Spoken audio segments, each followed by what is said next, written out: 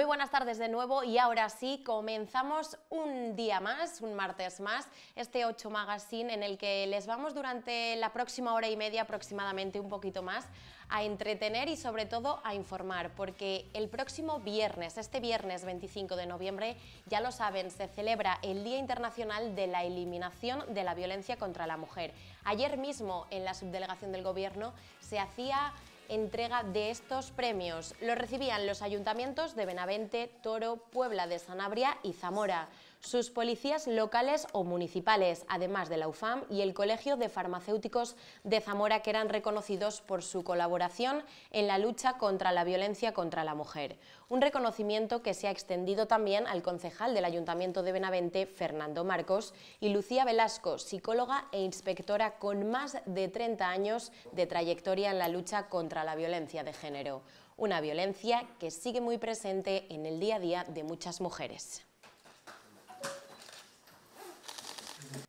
Y precisamente de este tema vamos a hablar en los próximos minutos, de cómo se necesita más concienciación social, pero también de lo importante que es la colaboración ciudadana en cuanto a la violencia de género. Para hablar de este tema y que nos cuente más detalles de cómo se encuentra, sobre todo en la provincia de Zamora, nos acompaña Marisa Manso esta tarde. Muy buenas tardes. Buenas tardes, Salva. Responsable de la unidad de violencia de género en la subdelegación. Estábamos viendo esos premios que se entregaban ayer. También es importante reconocer esa labor que desde muchísimos municipios y también muchísimos colectivos se lleva a cabo día tras día, esos 365 días del año, para enfrentarse, ¿no?, e intentar erradicar esta violencia de género. Efectivamente, como bien dices, es una labor que hay que hacer día a día, pero hay que reconocer aquellas labores importantes que se están haciendo, como es el caso que se hizo ayer, a esos 4 ayuntamientos y sus policías municipales y locales que se han integrado en el sistema Biogen para coordinar y hacer todos los esfuerzos de seguimiento a las víctimas. Ayer, efectivamente, se hizo ese reconocimiento al Ayuntamiento de Benavente, Toro, Puebla y Zamora y a los policías locales. Es importante, me imagino, sobre todo, seguir enfocando lo importante que es concienciar sobre este tema, porque lejos de erradicarse, incluso vemos que va más, ¿no? Sí, la verdad es que cuando estaba pensando un poco que a veces interesan mucho los datos, que si aquí habría que exponer datos y tal, evidentemente los datos son muy importantes, pero lo importante también es analizar el fenómeno. Y estamos ahora en un momento muy importante. Siempre hay puntos de inflexión y momentos en los que las decisiones y las políticas públicas que se adopten siempre son importantes, pero ahora realmente todos los movimientos que se están dando en contra, que todos conocemos como negacionistas, todos los discursos que están calando de manera tan potente en las redes y por otras vías, están haciendo que la situación sea preocupante con respecto a la respuesta de los jóvenes en relación a la violencia sobre la mujer. De hecho, nos encontramos con que, para mi sorpresa, cuando nos llegan las denuncias, nos llegan los casos, cada vez nos encontramos con edades más tempranas, con mujeres y hombres más jóvenes, o sea, hombres más jóvenes que maltratan y mujeres más jóvenes que son víctimas. Habría que focalizar sobre todo en ese grupo de edad, en esos jóvenes, la concienciación, ¿no? Porque al final sí que se lleva muchísimos años incidiendo, pero ellos hacen caso omiso por lo que nos estás contando, entonces. No es que hagan caso omiso, pero yo creo que todos somos conscientes de la potencia y de cómo de manera inconsciente nos entra en esos códigos, en este caso negativos, en nuestro cerebro y los absorbemos, y la respuesta siempre nos llevan de manera como marionetas, ¿no?, en todos los aspectos que están relacionados con aquello que nos entra por las redes sociales. Este caso es uno más, lo que pasa que lleva parejo la violencia y lleva parejo los asesinatos y llevan parejo las agresiones sexuales. Entonces, yo creo que siempre estamos diciendo, y todos los colectivos y desde las administraciones públicas y todas las políticas públicas van dirigidas a un eje fundamental, y es el de la educación, es también el ámbito de socialización primario que es la familia. Es muy importante que tengamos en cuenta que una educación sexual o afectivo-sexual hace que disminuya esa desigualdad y disminuya esa violencia, porque lo que se hace son respuestas de esas ficciones que nos entran por otras muchas vías, y otra temática que es también interesante abordar, como es el alto consumo ahora mismo de la pornografía, donde hay mucha violencia en esas escenas. Lo que se hace es llevar esa ficción a la realidad. Por lo tanto, es importante que desde la educación se haga una labor intensísima y que todos nos sumemos a ello. Mencionabas precisamente también esa alerta de las redes sociales, donde sí que es verdad que nos llegan a todos por igual, todos tenemos ese acceso tan fácil, y el aumento de la pornografía. Al final también son dos indicadores que influyen, ¿no?, en este tipo de violencia. Sí, bueno, si me permites, no quería dejar de mencionar a las otras personas, perdóname que haga un inciso, que también fueron, como Luisa Velasco, la psicóloga que has mencionado, con una labor importante que hace, el concejal Fernando, del concejal de Seguridad Ciudadana, y el Colegio de Farmacéuticos de Zamora, que siempre hay una predisposición a colaborar. Y dicho esto, la importancia de controlar el tema de la pornografía, de controlar el tema en las familias de los móviles. Ya son evidentes los estudios, están ahí, de que la edad de consumo está bajando a los 8 años. Puede asustar, pero a los 8 años, a través del móvil, que lo tenemos permanentemente pegado a la mano, estamos accediendo de una manera fácil, porque con un simple sí, soy mayor de edad, estás entrando te están entrando unas imágenes, lo que estamos diciendo de pornografía, que están aumentando las agresiones sexuales, por lo que decíamos anteriormente, porque lo que hacen es proyectar en sus relaciones sexuales, porque no tienen un conocimiento de lo que es, no hay una educación de lo que es la relación afectivo-sexual, porque eso es violencia, eso no es sexo, eso es violencia. Entonces es importante que controlemos esa parte, para que está comprobado que los estudios que se han hecho, cuanto menos pornografía o ninguna se consuma, se reduce de manera importante esa violencia y esa desigualdad de los hombres, de algunos hombres, hacia las mujeres, hacia sus parejas o exparejas, o exparejas o otro tipo de mujer. Otro tipo de mujeres, porque estamos hablando de la violencia sobre la mujer, no solamente en el ámbito reducido de la pareja o expareja que tenga una relación de afectividad. De hecho, también durante estos días se va a lanzar esa campaña Stop Agresiones Sexuales en colaboración con ACEOS, ¿no? También es un guiño para todo el sector de la noche, también para todas esos, cuando salimos de fiesta, que seamos conscientes de lo que hacemos, ¿no? Sí, aquí también quiero señalar una cosa, y es que nos estamos dirigiendo a ambas partes, al hombre y a la mujer, porque sí, evidentemente, quien está asesinando, quien está agrediendo, en alto porcentaje son algunos hombres, pero no podemos dirigirnos solo a la mujer en la protección. Los mensajes tienen que ir dirigidos en ese sentido también al hombre. Parece que siempre es la mujer la que tiene que cuidarse, es la mujer la que no tiene que vestirse de una determinada forma, es la mujer la que no tiene que salir, o sea, las chicas jóvenes.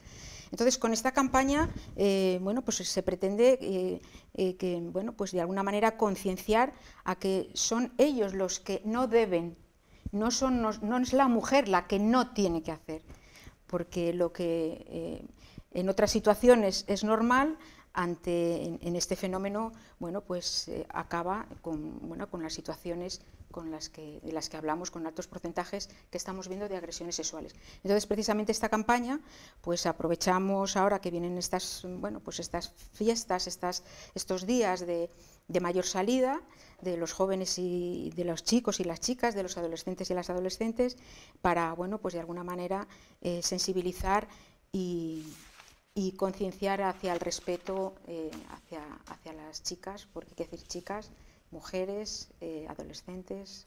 Sexo mujeres, femenino. Sexo femenino. También es importante hablar de cómo es la situación en los pueblos, ¿no?, respecto a este tipo de violencia. Sí, mira, una de las cosas que hemos cuidado o que nos parecía importante es que en esa lectura del manifiesto hubiera representación de diferentes colectivos, y uno de ellos va a ser la mujer rural. Vamos a contar con varias personas que van a formar parte en esa lectura del manifiesto institucional del día 25, y una de ellas va a ser una mujer mayor del medio rural, porque ahí hay doble vulnerabilidad, y ahí las denuncias son mayores.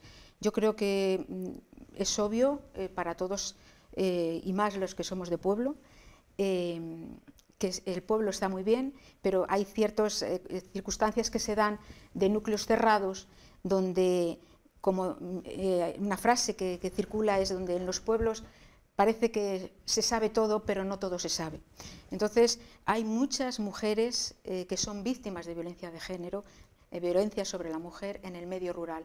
De ahí la importancia de cuidar ese colectivo que vive en este entorno, en este medio, porque le cuesta muchísimo. Si ya de por sí cuesta denunciar, a las mujeres del medio rural y mayores mucho más. Sí, porque precisamente te iba a hacer esa pregunta. Sigue costando denunciar, ¿no? Al final hay miedo, hay vergüenza. Yo creo que todavía dar ese paso sigue siendo muy difícil, ¿no? Es curioso porque, enlazándolo un poco también, aunque mezclemos los temas con el documental que veremos esta tarde en Multicines Zamora, es un testimonio en este documental del victimario, ¿no?, de este caso del proxeneta, del que trae y lleva a mujeres para ser víctimas de trata, porque no son prostitutas, son víctimas de trata. En el caso del momento de la denuncia pasa lo mismo. O sea, en este caso el hombre puede hablar de un hecho delictivo que comete, de un fenómeno brutal sobre la mujer, sobre las mujeres y sobre las niñas, que además cada vez está aumentando. Y también pasa lo mismo en el otro perfil de mujer víctima. Cuesta todavía muchísimo, por la presión social, por la vergüenza, por el que todavía es. ¿Y por qué si llevas tanto tiempo? ¿Te ha empezado a maltratar ahora? Y en fin, podíamos poner sobre la mesa un montón de cuestiones que hacen que encima te sientas culpable, te hagan sentir culpable, sientas vergüenza y al final, bueno, pues doblemente lo que se llama la revictimización. Entonces, sigue costando muchísimo denunciar. ¿Cómo es también en el caso de esas personas que se atreven a dar ese paso y denunciar, la atención que se le ofrece a la víctima en ese caso? Bueno, en el momento que una persona denuncia, que bueno, como enlazándolo un poco también con lo que decías antes, que me parece importante en esa concienciación de que todos estamos obligados a denunciar, ¿no?, en el momento que sepamos. Además se han lanzado unas campañas, hay unos recursos, el punto violeta, etcétera, etcétera, donde te establece todos los pasos que podemos hacer cualquier tipo de ciudadano para denunciar. En el momento que, bueno, pues depende cómo entre una víctima, si ella denuncia, si hay un aviso de un vecino, que cada vez afortunadamente también son más.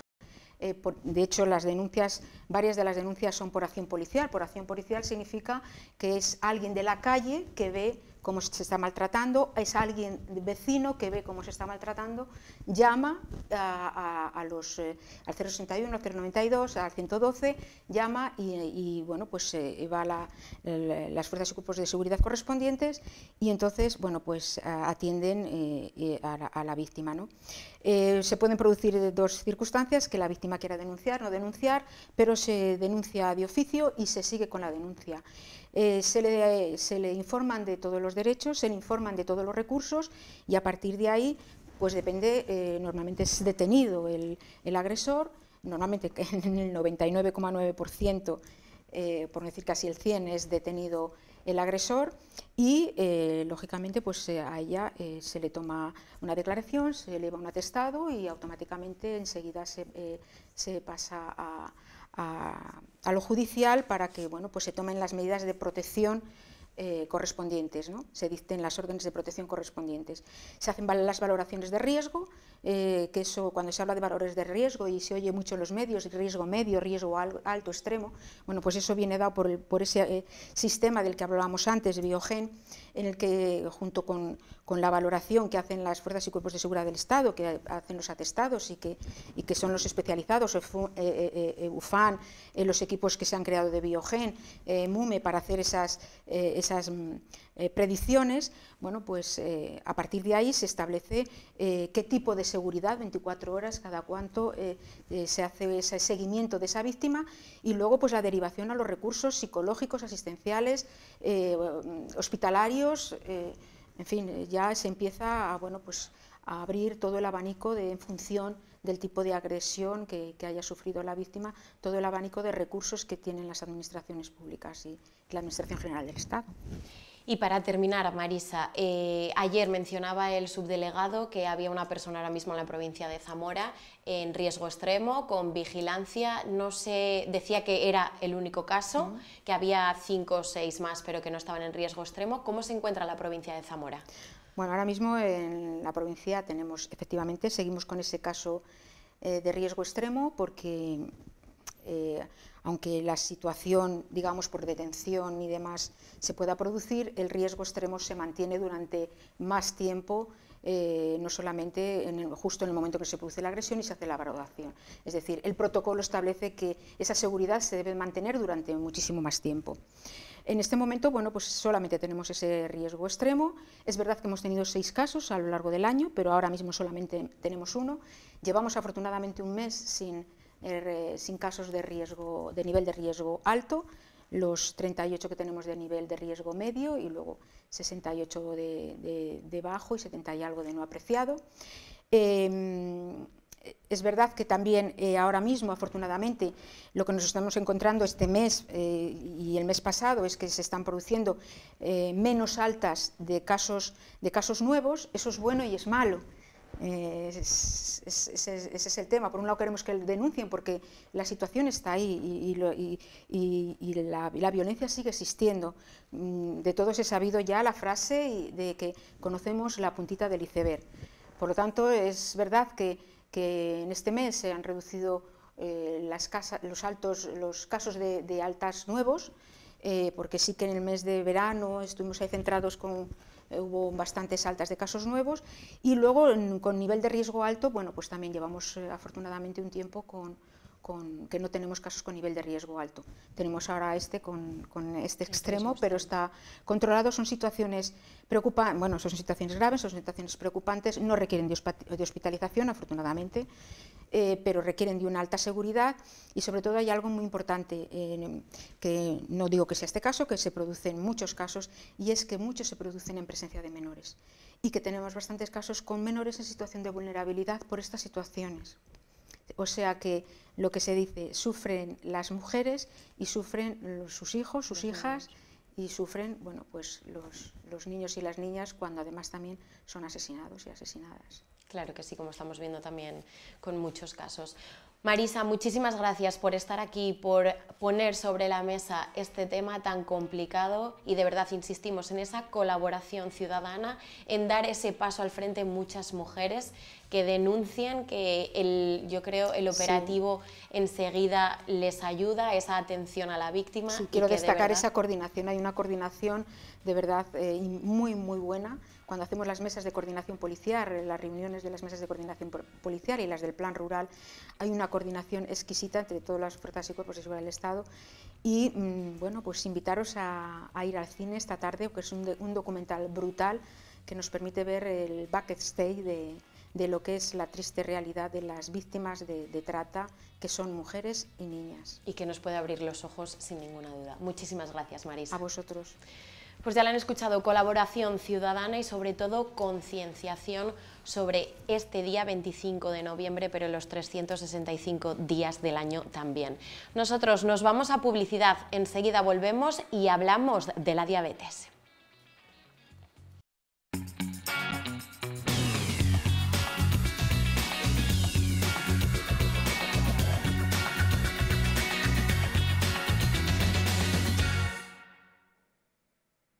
Ya estamos de vuelta en este martes después de esta breve pausa publicitaria y vamos a hablar de un tema que directa o indirectamente nos afecta a todos, como es la diabetes. Hace unos días, el pasado lunes 14 de noviembre, se celebraba el Día Mundial de la Diabetes y qué mejor que nuestros próximos invitados para que nos cuenten todos los detalles y también todos esos detalles no solo de esta enfermedad, sino de ese manifiesto que leyeron y que seguro que también quieren que quede muy presente en esta tarde. Nos encontramos con el presidente de la Asociación Diabéticos Zamora, Eusebio Díez. Muy buenas tardes. Muy buenas tardes, Alba. Y Azucena González, enfermera, un placer que estés aquí. Muy buenas tardes. Buenas tardes. Como decía, el 14 de noviembre se celebró ese Día Mundial y vosotros quisisteis poner, yo creo, sobre la mesa esas reclamaciones que mostrabais en el manifiesto, ¿no? Efectivamente, nosotros en el manifiesto perseguimos siempre lo mismo, es decir, conocer más nuestra patología, conocer más al paciente con diabetes y cómo se consigue eso, con una formación, con una información y formación. ¿Qué pedimos además? Que esa información y formación la den los profesionales, los que saben de ello, que huyamos de tabús como recurrir al señor Google que nos aconseje milagros que no existen.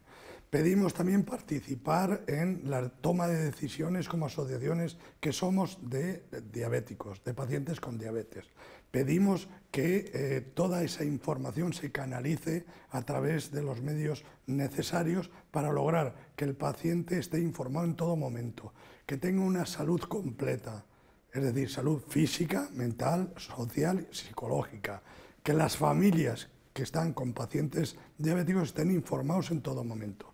¿Quiénes logran eso? Los que están formando a los profesionales, escuelas de enfermería, profesionales especialistas, centros de atención primaria, es decir, que la labor fundamental es lograr tener información y educación, porque si no, esto, ante una pandemia que ha crecido, que estamos ya en el 14% a nivel mundial y nosotros no estamos lejos de esas cifras, que hay 9 millones de pacientes en el 2025, se cree que va a haber 9 millones de pacientes diabéticos y que cada vez debutan más. Y después del COVID hemos visto que ha debutado más personas. Debutar, digo, que empiezan con el proceso de ser paciente diabético. Entonces, un poquitín es lo que hemos querido dejar de manifiesto. Y seguimos necesitando enfermeras para que transmitan esa comunicación y esa formación. Precisamente me parece importante destacar eso, se necesitan más enfermeras porque no sé si al final es una patología de la que todo el mundo hemos escuchado hablar, tenemos a alguien cercano, pero ¿hay desconocimiento de lo que es en sí? Yo creo que a la población general no llega el problema de lo que es la diabetes, porque no es como otro tipo de enfermedad que duele. Un diabético no tiene dolor, con lo cual va a aparecer con un diagnóstico muchas veces tardío, salvo que sea una diabetes tipo 1 que aparece con unos síntomas mucho más floridos. Y sin embargo, los diabéticos tipo 2 hay muchas veces que se ven de forma casual por otra patología. Y eso es importante que eduquemos a los pacientes y que estén constantemente integrados en los centros de salud y en las valoraciones. ¿Es difícil conseguir lograr esa educación? Es difícil precisamente por eso, porque no duele. Y porque una cosa que no duele no le das demasiada importancia. Y porque además creemos que una vez que me han diagnosticado la diabetes, me han dado una pastilla en el caso de la diabetes tipo 2 y ya está todo arreglado. No tengo que preocuparme de nada más y sin embargo no es así, porque hay que modificar tanto el ejercicio como la alimentación y hay que llevar unos controles. No vale solo con me tomo una pastilla y ya está. Al final, Eusebio, tú mencionabas que está creciendo esta patología y yo creo que es muy importante destacar eso, ¿no? Como ella bien decía, Azucena, el deporte, lo importante que es y sobre todo comer comida real, ¿no? Esos alimentos que son reales y no vienen envueltos en otras cosas. Claro, es que con la educación diabetológica viene consigo la información de una alimentación saludable. Viene una información de lo que supone una diabetes, a qué órganos puede afectar y ante qué nos enfrentamos. Viene un compendio donde desde la etiología, etiopatogenia, diagnóstico, pronóstico, tratamiento, logramos un enfoque global y hacemos que el paciente sea consciente de que si no se trata es el asesino silencioso y es él el que tiene que tomar la pastilla. Nosotros nos hemos encontrado estos días que hemos hecho mediciones de glucosa cerca de 1300 y ves pacientes con 300 y pico. No, si yo ya me tomo la pastilla, pero vamos a ver, caballero, que no es que se tome usted la pastilla, es que además, como muy bien decía Tudena, tiene que llevar una vida saludable, una alimentación saludable, hacer deporte, que puede usted comer de todo, pero tiene que salirlo a quemar. Claro. Lo que no puede usted es tomarse la pastilla y ya, que se lo den hecho. Y cada 6 meses ir al especialista que le haga una analítica y a lo mejor de casualidad está bien. No, la educación viene ahí y es importantísimo y fundamental. Y no es fácil, la adherencia al tratamiento no es fácil. Estamos teniendo problemas porque falta educación. Y esa educación, canalizarla ya a lo mejor a través del especialista, que sería lo ideal, pero es que tampoco tenemos para todos, pero sí a través de las enfermeras. Yo pondría en los hospitales una gran mesa, y así lo he manifestado en foros, una gran mesa de enfermería, donde una enfermera se sentase con el paciente y sus familiares a explicarle lo que tiene. Y a partir de ahí tomar medidas y concienciación. ¿Y eso cómo lo vamos a lograr? Pues siendo muy persistentes. Yo soy muy cabezota y lo vamos a lograr. Y sé que va a llegar la enfermera escolar, por ejemplo. Sé que va a llegar. Pero si no se pide, si lo que es la población en general no se adhiere a esas peticiones que son lógicas, pues vamos a tener problemas. Mencionabas esa enfermera escolar. ¿Está creciendo el número de niños que son ya diabéticos? Sí, las últimas cifras es que con la pandemia del COVID ha habido más debut en niños. Ha habido más debut, está creciendo. Y luego es fundamental es que en los niños, cuando hemos estado en el centro donde hemos estado haciendo las mediciones de glucosa, veías los carros y es que chocolate, pastas, galletas, bueno. Algo impresionante, te fijas y dices, pero si es que es un candidato a ser diabético. A ser diabético, sí. Porque es que carros llenos de azúcar. Carros llenos, entonces, bueno, claro que ha crecido, las cifras han crecido. Yo creo que es muy importante también concienciar, sobre todo a los más pequeños, de cuando van a comprar o van a comer cualquier alimento, sepan lo que están comiendo. Porque yo creo que al final hay muchas cosas disfrazadas de cosas saludables que no lo están, y en eso sí que se debería hacer hincapié, ¿no? Tendríamos que hacer hincapié no solo a los niños, sino también a los padres, que a veces que es mucho más cómodo dar algo que ya viene preparado y envuelto y no tener que molestarte en que tienes que explicarle que la fruta está buena o que es mejor que te haga un bocadillo y hagamos además un poquito más de ejercicio, porque antes los parques estaban más llenos y ahora nos pasamos mucho más tiempo en casa jugando con los ordenadores y con las máquinas. ¿No? Exactamente. Yo en eso sí que incido mucho. Yo, por ejemplo, me pongo personalmente de ejemplo con mi abuelo. Mi abuelo es diabético y yo siempre incido en no todo lo que te pone 0% azúcar es así, ¿no? Digo, hay que mirar mucho más allá para saber lo que tienes que comer, y yo creo que eso es muy importante ya en todos los adultos, como bien decías, los padres, pero en los niños enfocarlo a que desde muy pequeño aprecien y valoren los alimentos reales, porque es una enfermedad silenciosa, vosotros lo decíais, que puede traer graves consecuencias, ¿no? Sí. Tenemos que huir en general yo no quiero ser en esto demasiado alarmista, pero de todo aquello que pone bio, sospecha. Lee la etiqueta, porque si no lleva azúcar, lleva glucosa, fructosa, bueno, milosas que llamamos, sí. ¿Vale? Con lo cual estamos peor o muchísimo peor. Luego, hay bebidas refrescantes que te dicen que es la chispa de la vida. Bueno, pues que nos lo digan a los diabéticos qué chispa de la vida es, que equivale a un vaso de azúcar. O sea, todo eso, en general, el paciente diabético en particular, tiene que concienciarse que tiene que leer, porque todo trae azúcar. Y como todo trae azúcar, va a ser inevitable que tome azúcar, pero tiene que salir a caminar. Claro. Tiene que salir a caminar y llevar una vida cardiosaludable, una vida respetada con él mismo y con todo su entorno, porque no solamente lo sufres tú, lo sufren todos los familiares que tienes alrededor. Y es un esfuerzo tremendo. Ahora mismo supone para nuestra tesorería de la Seguridad Social un 12% del coste farmacéutico. No estamos dispuestos las asociaciones a que eso siga creciendo. porque ese dinero se puede invertir en otras patologías. En otras patologías. Vamos a ahorrar, pero vamos a colaborar todos, que cuenten con nosotros. Muchas veces toman decisiones sin contar con enfermería, sin contar con las asociaciones, sin saber si una aguja, a la hora de inyectarse la insulina, pues es que no tiene ni punta. Pues todo eso nosotros lo vemos diariamente. Y en enfermería también. Es fundamental contar con los profesionales. Y luego, bueno, si quieren tenernos en cuenta las asociaciones, es lo único que pedimos, para ayudarles, no para otra cosa.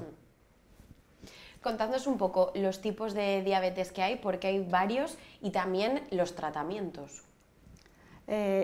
Distinguimos varios grupos de diabetes. La principal sería la tipo 1, que sería la que aparece más frecuentemente en personas jóvenes. Hay un tipo especial que aparece con las mismas características ya en personas más mayores, pero no es tan frecuente. La diabetes tipo 2, que está asociado a personas más mayores y la mayoría de ellas obesas, y hay una diabetes que sería la diabetes gestacional, que aparece durante el embarazo. ¿Qué es importante?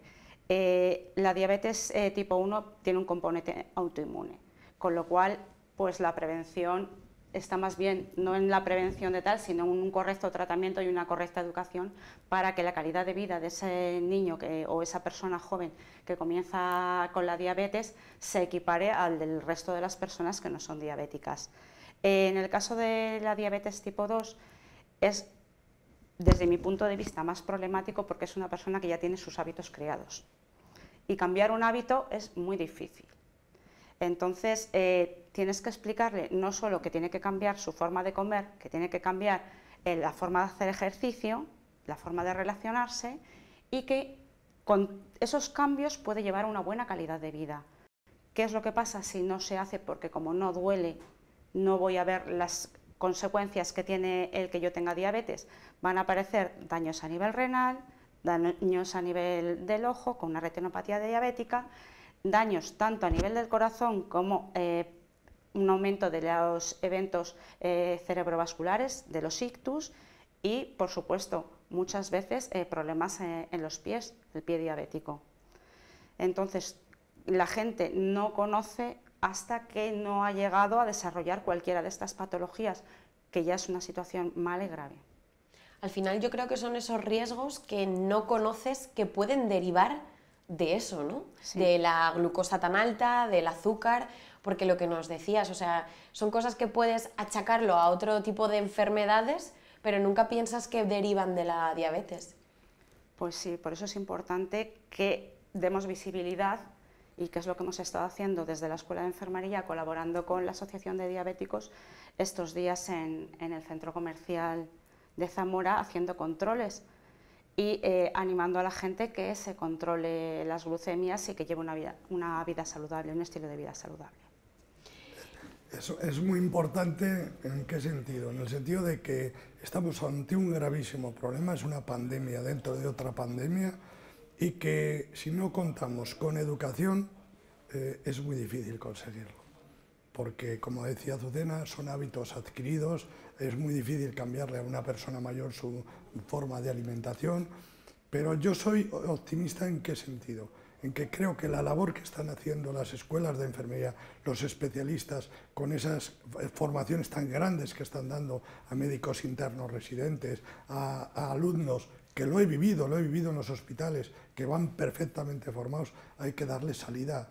Hay que decir, estás formado, ha costado un dinero formarte, bueno, vamos a utilizar, que no se nos vayan, porque la provincia los necesita, los necesitamos todos, y lo hemos estado comentando hace un poco. Es decir, la diabetes es un problema muy importante, con unas consecuencias gravísimas en muchos casos, y que, bueno, pasa desapercibida. La gente pasa de puntillas sobre ella y no cambia hábitos. Hoy en día, pues como decía Azucena, están todo el día con la Play o con el móvil o el ordenador, en vez de salir a jugar. Y saliendo a jugar el niño, pues quema calorías y evidentemente quema azúcar, glucosa. Si no sale, pues está tirado todo el día, pues que va al frigorífico 80 veces. Esa es una metodología que se cura con la educación, no hay otra. Y este año, por eso el mensaje mundial DMD de este año era información y formación diabetológica por los profesionales, por favor, que recurran a los profesionales, que huyan de falsos mitos de que si a este me ha dicho que con esto se te quita, que me desaparece la glucosa, como oímos muchas veces, o sea, la diabetes, o sea, aberraciones. Y luego huir de los oportunistas que vienen a beneficiarse del paciente diabético, que a ver los haylos, que vienen a hacer caja a cuenta de los pacientes diabéticos. Y de esos también los hay. Vamos a huir y entre todos, entre las asociaciones que estamos para eso y las escuelas de enfermería, los profesionales, que aquí tenemos un servicio de pediatría impresionante, un servicio de endocrino impresionante, pues un servicio en general de todos los centros de atención primaria, pues fabulosos. Vamos a aprovecharlo, vamos a formar a los diabéticos, vamos a darles, y que luego que colaboren ellos también poniéndonos lo fácil, que es tomando lo que el profesional le dice y haciéndose un hábito diario, mensual, semanal, etcétera, de control constante. Y con eso, batalla ganada. En estas pruebas que habéis estado realizando estos días en el centro comercial, imagino que, bueno, decíais antes que os habían sorprendido, ¿no?, algunos datos, pero ¿habéis visto a gente que igual ellos pensaban, que se sorprendían de verse, por ejemplo, la glucosa tan alta? Sí. Yo en una de las tardes que estuve, hubo una persona que sabía que era diabética, le hemos hecho la glucosa, estaba en unos rangos de muy mal control y le hemos dicho, estos rangos no corresponden con un buen control de la diabetes. Ya, sí, ya lo sé. Eso una persona, ya lo sé. Pues bueno, tendrás que hacer algo. Claro. Bueno, ya haré algo. Si no pones de tu parte tú misma. Ya haré algo. Y otras personas que sabían que eran diabéticas, bueno, vengo por si acaso. Por si acaso el control tampoco era correcto y a esa persona sí que la derivamos al centro de salud y dijo que iba a ir al día siguiente a hablar con su centro de salud para pedir una cita. O sea que lo que falta también es concienciación de los propios pacientes, ¿no? Total. Nosotros lo que podemos hacer, tanto la Escuela de Enfermería como los profesionales, es acompañar, facilitar, educar, facilitar tratamientos, instaurar tratamientos, pero si el paciente luego no lo sigue, es batalla perdida. Es decir, estamos tirando el dinero y está tirando su salud. Claro. Y está tirando la salud de los que tiene al lado, porque sufren viéndole a usted mal.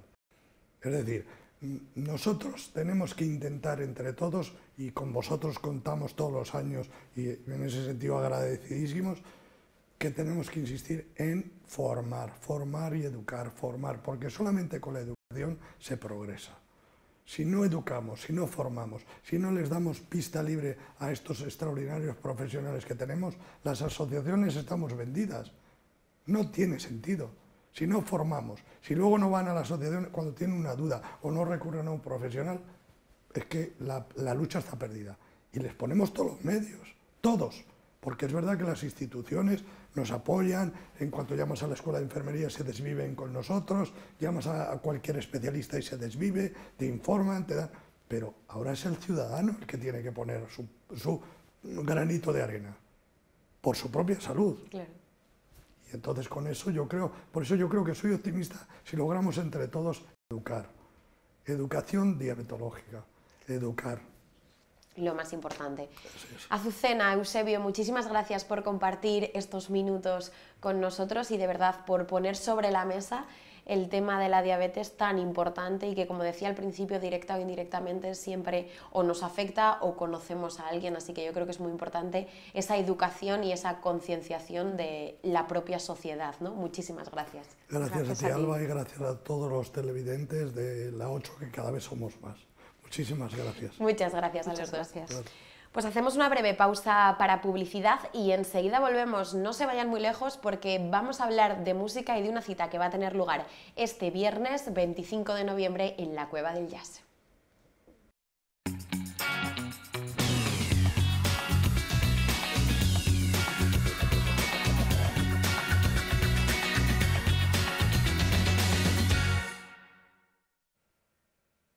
Ya estamos de vuelta después de esta breve pausa publicitaria y ahora vamos a centrar nuestros próximos minutos en divertirnos, disfrutar y sobre todo con un concierto, con esa música que tanto nos gusta mostrarles, que va a tener lugar en tan solo 3 días, este viernes en la Cueva del Jazz.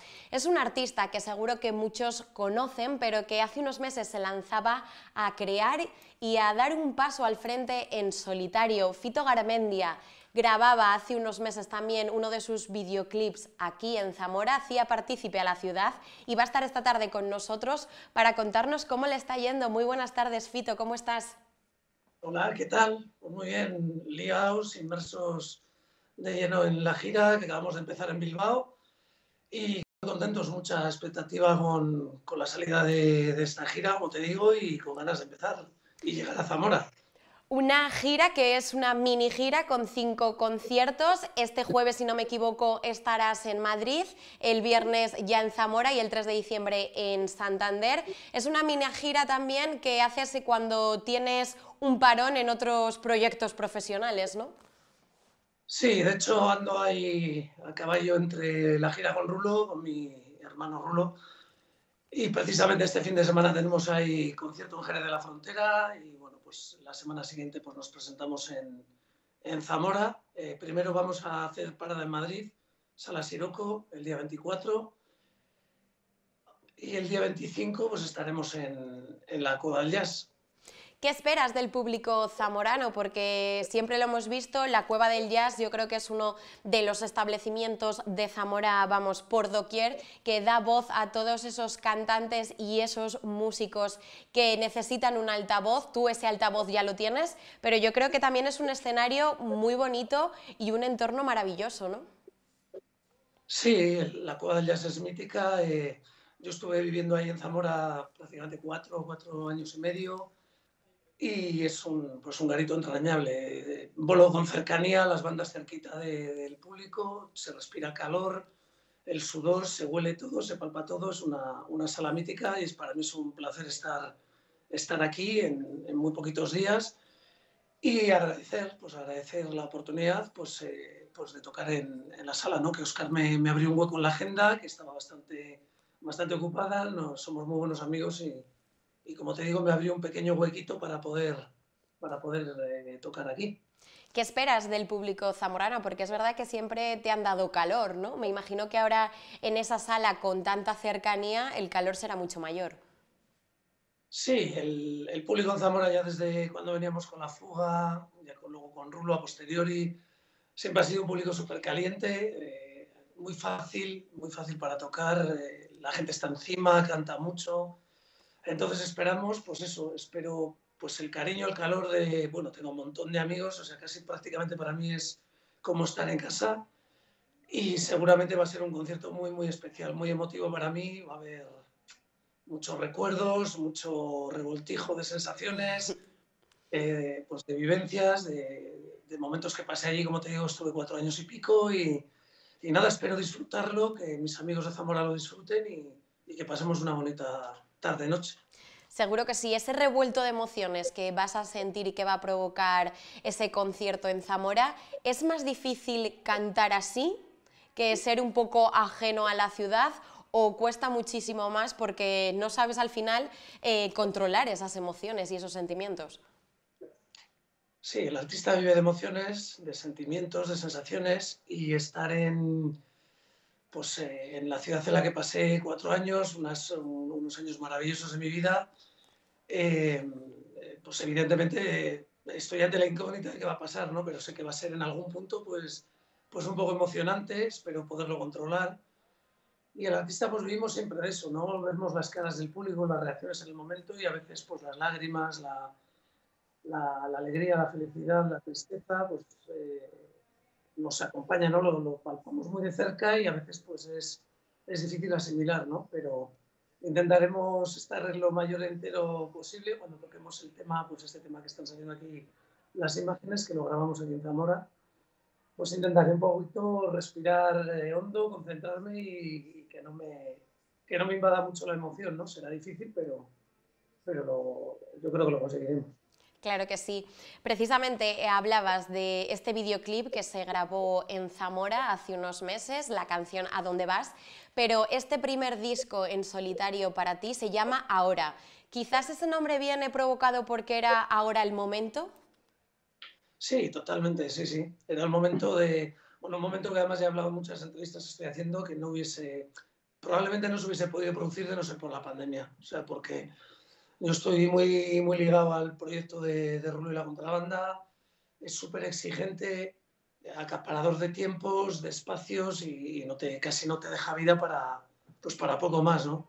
Estamos girando a nivel profesional ya desde hace muchos años y a mí la pandemia pues me dio una tregua, una pausa, un momento en la vida pues que pude acometer este proyecto, ¿no? Tampoco había una expectativa de llevarlo a directo, simplemente era sacarme una espinita de una grabación y al final, pues bueno, la bola de nieve se ha ido haciendo un poquito grande, ha ido creciendo todo y nos hemos metido en una gira en la que ha sido muy sorpresiva para mí y nada, súper contento y deseando pues llegar aquí, ¿no? Al final, para ti, el parón de la pandemia ha provocado algo muy bonito y muy bueno en ti, ¿no? Crear esas canciones y también que vean la luz, canciones que ya tenías escritas, como has dicho muchas veces, otras nuevas, pero que son muy íntimas para ti. Sí, es un disco totalmente introspectivo. O sea, es un disco, lo hablo con Rulo mucho, que el primer disco de un artista suele ser, pues bueno, muy de reflexión, muy de cosas tuyas, de pues todos estos años de carrera, de las cosas que he ido viviendo, de las experiencias personales, de las profesionales. Y es un disco un poco de autor en cuanto a letras. O sea, veo muchas cosas de mi vida, las veo en los temas de este disco, ¿no? ¿Y eso El tiempo cuesta sacarlo?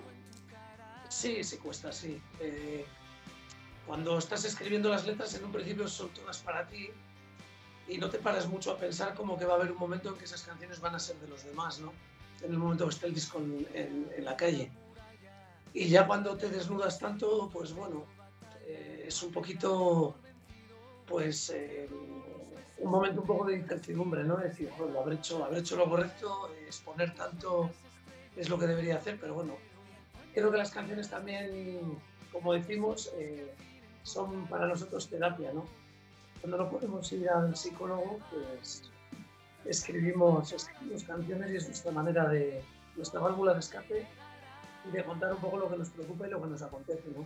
Ahora las canciones son de la gente y espero pues que también le transmitan a ellos un poco la alegría y la tristeza de estos momentos vividos, ¿no? Que la gente se vea reflejado en ello. Sí, porque al final esas canciones hablan de muchos episodios de tu vida, pero seguramente muchísimas personas que estén en el público también hayan pasado por momentos muy parecidos, muy similares y se puedan identificar con todas esas palabras que tú transmites, ¿no? Sí, la música, en general la música es un compartir, ¿no? Nuestras letras, sobre todo en el rock un poco urbano, el rock un poco de autor, el rock es una música muy de la calle, ¿no? De la gente, el rock es muy de la gente, abarca todos los estratos sociales, ¿no?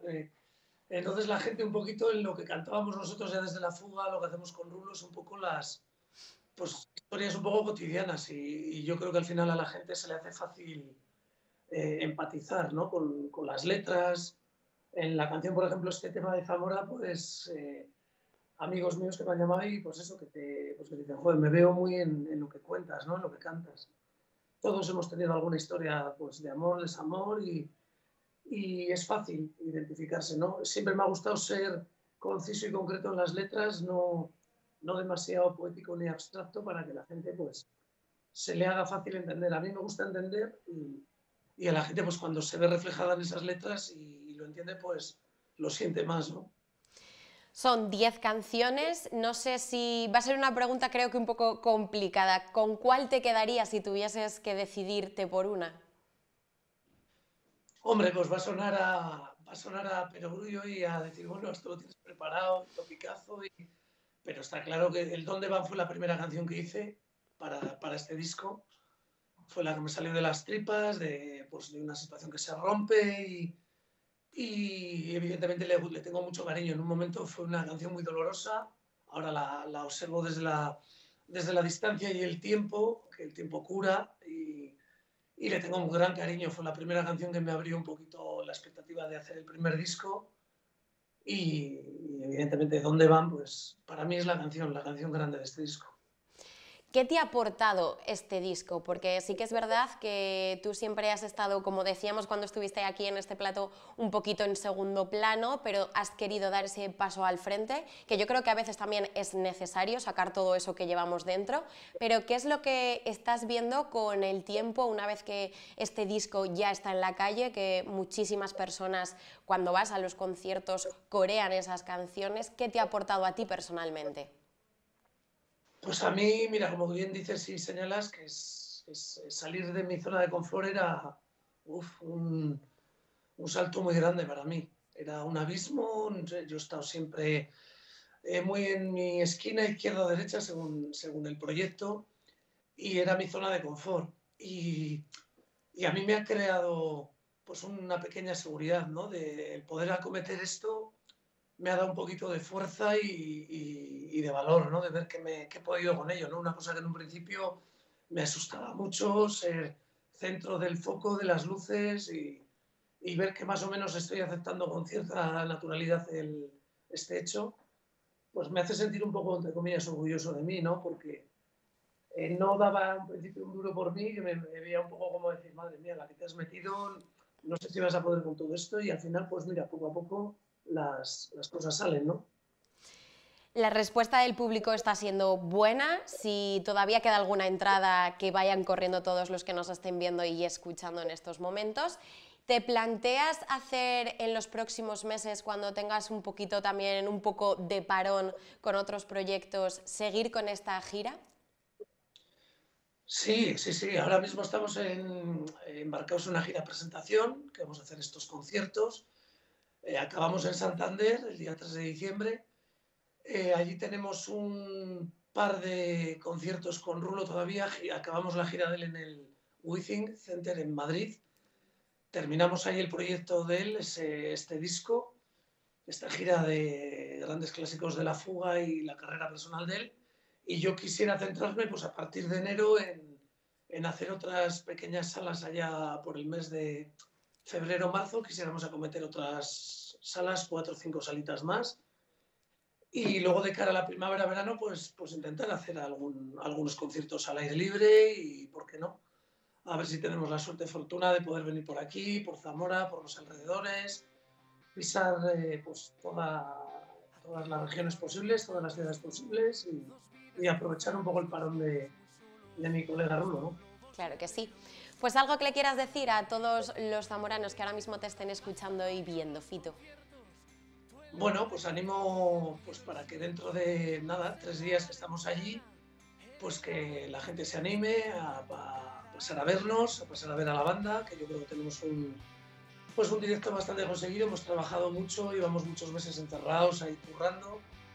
Creo que va a ser un directo sorprendente. Además tenemos algunas sorpresitas en cuanto a versiones y otro tipo de temas que hacemos, porque evidentemente, perdón, evidentemente solo tengo 10 temas de estudio, pues haremos algunos temas de la fuga, haremos algunas versiones un poco. Yo creo que para la gente va a ser bonito el concierto, va a ser sorprendente y nada, me gustaría veros a todos aquí el próximo día 25 en Zamora, en la sala La Cueva del Jazz, en la calle Portanova, y mando un abrazo muy grande a todos mis amigos zamoranos, un beso muy grande a todos vosotros. Gracias por darme un poquito de tiempo y espacio en vuestro programa, que os de agradecer.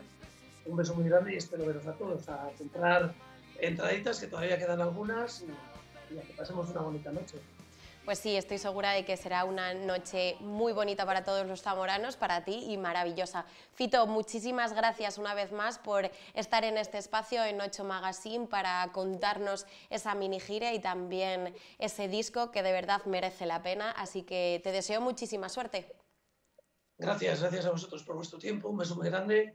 Nos vemos pronto. Nos vemos el viernes. Muchísimas gracias, Fito.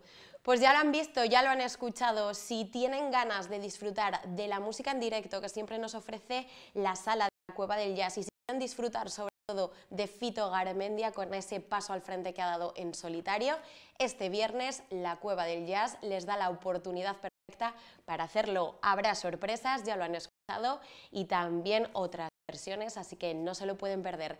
Nosotros hacemos un pequeño descanso, un pequeño parón publicitario y a la vuelta seguimos con muchísimas más cosas. No se vayan.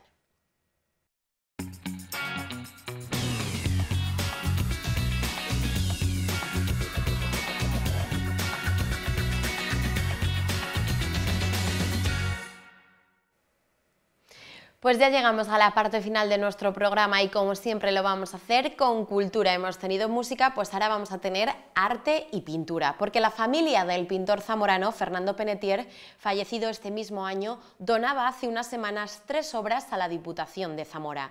La institución las ubicará en unas instalaciones abiertas al público para que puedan conocerlas todos los zamoranos. Hoy su hijo...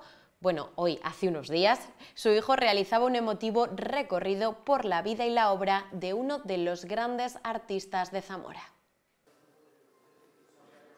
Estas son las 3 obras que la familia del pintor zamorano Fernando Penetier ha donado a la Diputación Provincial. Cuadros quedarán colgados en esta institución o en un edificio de la Diputación muy dignamente para que todos los zamoranos de las futuras generaciones puedan conocer la obra de Fernando Penetier, puedan conocer su figura. El hijo del pintor ha recordado el gran afecto que Penetier sentía por Zamora, donde nació y pasó su infancia y adolescencia. Un gran profesional que se formó, como otros grandes zamoranos, en la Escuela de Bellas Artes de San Fernando en Madrid. Mi padre sentía un profundo cariño por esta ciudad en la que nació un 5 de junio de 1931. Creo que la infancia es el periodo de la vida en el que todas las niñas y todos los niños son felices o deberían serlo. En esos años, las principales necesidades son estar con la familia, los amigos y jugar. Todo esto hace que se cree un vínculo muy especial con el lugar donde se han vivido esas experiencias, y eso fue lo que le pasó a mi padre con Zamora. Él siempre recordaba con mucho cariño esos años, y como 2 de las casas en las que vivieron, una en la calle Santa Clara y otra en la calle Viriato, todavía conservamos alguna foto siendo niño en un mirador de la vivienda. Pasó el tiempo y se trasladaron a Madrid, a la calle Martín de los Heros, muy cerca de la Plaza de España, en la que todavía hoy, a sus 97 años, vive su hermana Angelines Penetier de la Rosa. Entrando en la edad de realizar estudios superiores, su padre insistía en que hiciese una carrera con futuro, pero el futuro siempre es incierto. Y mi padre, lo de hincar los codos, no era su fuerte, hasta que, como en muchas ocasiones, se cruza un visionario que le dijo a mi abuelo: este chico se debe presentar a las pruebas de Bellas Artes en la Real Academia de San Fernando. Y así fue, hacer la prueba y entrar. Como dibujante era muy singular. En la Escuela de Bellas Artes coincide con otros estudiantes zamoranos que de compañeros pasarán a ser grandes amigos y que hoy también nos honran con su presencia, como don Tomás Crespo y don Antonio Pedrero. Mi padre os recordaba siempre con mucho cariño y disfrutaba de vuestra compañía cada vez que venía. En el Barril, un bar de Madrid en el que habitualmente se juntaban los compañeros y amigos de la escuela, coincidían con don José María Carrascal, amigo zamorano y gran admirador del mundo artístico que hoy también nos acompaña y que en varias ocasiones con enorme sensibilidad escribía la introducción en los catálogos de las exposiciones. Mi padre, en la medida que pudo, pintó con total libertad. Digo en la medida que pudo porque trabajó durante muchos años en el departamento de publicidad del Corte Inglés y obviamente ahí casi siempre estaba supeditado a lo que los jefes dijeran. Pero una vez terminada la jornada laboral se iba al estudio donde solamente pintaba lo que nacía de su sentimiento y razón. Siempre decía que pintaba por necesidad. No sé si nació con ella o se creó esa necesidad. Lo que sí es cierto es que acudía al estudio cada tarde después del trabajo y, por supuesto, los fines de semana. Una vez jubilado, empleó todo su tiempo en esa necesidad, que no dejó hasta 2 días antes de irse. Era incluso cuando estaba viendo la televisión y entre sus manos siempre tenía un boli y un cuaderno para dibujar, dibujar y dibujar. Estando ya en una situación vital complicada, os mostraré el último cuadro que pintó. Creo que queda claro lo que quería expresar y lo que necesitaba. Gracias. Esto es un cuadro sin firmar y es lo último que pintó, 2 golondrinas queriendo partir. Mi padre era un grandísimo dibujante. Un dibujo o un cuadro te pueden gustar o no, pero cuando alguien puede representar algo dominando las proporciones, volúmenes, sombras y luces, me parece admirable y de gran valor, porque son pocos los que pueden hacerlo. Yo, desgraciadamente, no heredé ese don. Sus compañeros de estudio y amigos, Antonio Pedrero y Tomás Crespo, destacan de él su calidad. Fernando era un íntimo amigo mío, un amigo hermano, vamos. Y yo era excelente el trato de siempre que tuvimos, y como pintor me parece que era un pintor excepcional, sobre todo dibujante. Yo alguna vez he comentado que en la escuela, que fuimos compañeros con aquella generación irrepetibles de zamoranos, Fernando era una persona que siempre he puesto como ejemplo de lo que es un dibujante, de la retentiva tan extraordinaria que tenía. Era mejor dibujante de memoria que el natural. Y eso es una facultad asombrosa. Para mí, de quedarte al lado, ¿no? El trato fue siempre maravilloso con él como persona, y como pintor me parece que es una pintura muy singular, muy personal, con un mundo con un cierto surrealismo que a mí me entusiasmaba. Y la amistad, por supuesto, siempre fue esplendorosa. Porque yo conocí a Fernando precisamente en el año 53, que es cuando ingresamos el gran grupo zamorano en la Escuela de Bellas Artes de San Fernando, y allí lo encontramos, y allí lo reconocí yo, era de mi edad más o menos, y resultaba que yo lo recordaba de cuando correteábamos por las calles de aquel tiempo de posguerra, ¿no? Y él se marchó a los 15 años, fíjate. En el 53 nos volvimos a ver y nos reconocimos, y ya fuimos amigos hasta hoy, y con su recuerdo. Como pintor era un excelente pintor que tardó en hacer este tipo de obra última que se conoce en Zamora y que ha hecho en exposiciones, porque pasó por varias facetas. Fue incluso informalista y tal, pero la virtud para mí más importante de Fernando Penetier es que era uno de los mejores dibujantes que ha habido en su generación y en los años en el siglo pasado. Como dibujante es infinitamente, yo creo, mucho mejor, aunque como pintor también es exquisito. En todos los sentidos ha terminado haciendo una arte casi minimalista, porque si os fijáis en estos grandes cuadros, es un abstracto con dos tintas y la figurita que pone como justificación, lo cual es una originalidad y es una gran... Me parece que Zamora recibe unos cuadros importantes. Yo recuerdo al Fernando Penetier de Madrid. Yo en Madrid le he tratado mucho, he estado en su estudio hasta los últimos momentos. Bueno, magnífico pintor, dibujante, que refleja además su espíritu, ese concepto que recuerdan los cuadros, en las conversaciones lo tenía, esa idealización, era muy interesante hablar con él, no solo de pintura, sino de la vida en general. Yo estuve hasta los últimos días con él, siendo amigo de él. Unas obras que en breve estarán a disposición de los zamoranos, como a él le habría gustado. Qué maravilla escuchar de su propio hijo cómo habla ya no solo de la vida de su padre, sino también de la profesión de su padre, en la que se ha dedicado hasta los últimos minutos de su vida a pintar y con la que disfrutaba tanto. Hemos escuchado también a sus amigos, esas personas ilustres de Zamora y del mundo del arte y de la cultura, que es todo un placer recordarles y sobre todo homenajearles. Así que vamos a disfrutar de esas obras que se han cedido a la Diputación Provincial de Zamora para disfrutar también de Penetier. Y ahora vamos a hablar del comercio, porque ya lo saben, en Zamora y en esta casa, en la 8 Zamora, nos encanta darles visibilidad. Y es que la Cámara de Comercio de Zamora ha lanzado una campaña de dinamización comercial en la provincia de Zamora bajo el eslogan "Tu comercio está en la red y en tu municipio, Comercio de Zamora cerca de ti". El objetivo de esta cámara es dinamizar el comercio tradicional de de la provincia y apostar por su innovación. A través de varios vídeos como el que están viendo a continuación se pone de manifiesto que la oferta de nuestro comercio se puede ver en internet, pero también se puede tocar y comprar en las tiendas de Zamora. Disfruten de ella.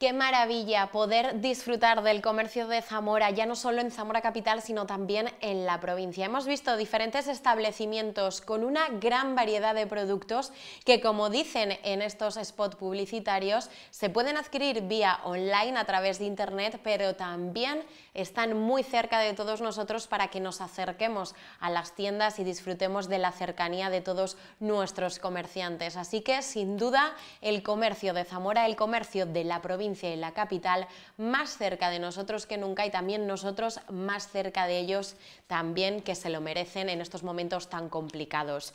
Y ahora vamos a cerrar el programa de hoy con música, porque van a ver una pequeña promo de una canción que va a sonar en sus cabezas durante los próximos días. Y es que esta semana el grupo Inadaptado está presentando el lanzamiento de su nuevo videoclip y canción. Será este viernes cuando se estrene, y para no perdernos nada nos aconsejan además que seamos un poquito listos y estemos pendientes de Spotify. Así que ya lo saben, les dejamos un pequeño aperitivo, un pequeño avance, porque además este videoclip y esta canción estarán en emisoras y radios, por ejemplo, de Costa Rica, de Cuba.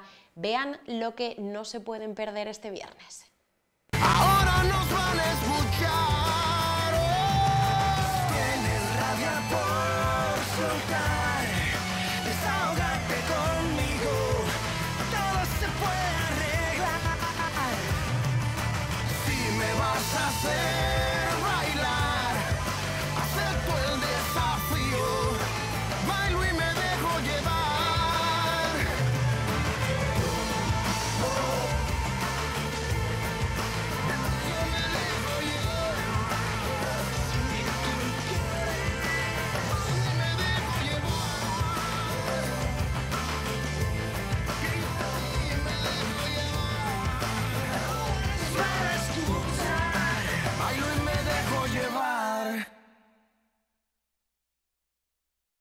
Si tú quieres nueva canción, nuevo videoclip que se estrenará este viernes, que sonará también, como les decía, en radios mundiales y que estaremos muy pendientes, pero a todos ellos, para que no se pierdan detalle, se pueden hacer pre-save en Spotify para estar pendientes de todo lo que dé de sí esta canción, que seguro que es mucho. Inadaptado en esa colaboración con Buena Fe. Les deseamos muchísimo éxito. Volvemos, ya lo saben, mañana. Muy buenas tardes.